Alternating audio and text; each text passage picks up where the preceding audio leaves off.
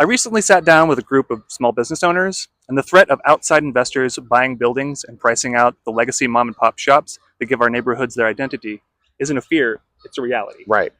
Where do you stand on commercial tenant protections, and what specific policies would you support to ensure these legacy businesses can survive neighborhood turnover?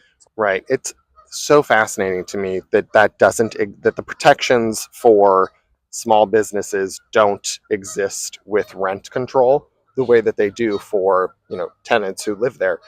I think that it is something we need to look at as a city, especially since we've seen so many establishments go under because they couldn't afford a rent increase that was another zero. It wasn't even 3 or 4 times. It was insane. And there's nothing behind that but greed. And we have no place for greed in this city. We cannot operate like that.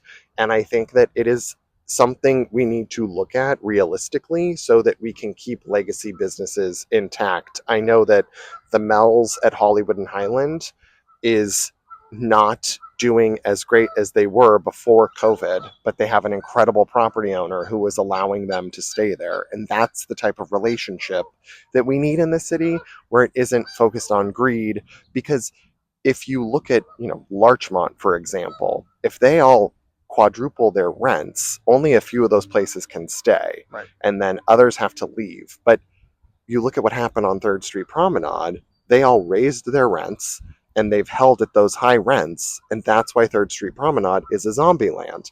And until those rents come down, they're not going to get any tenants. Yeah. So you have to look at this strategically and make sure that we're doing the best for the city and knocking out that greed mentality as best we can.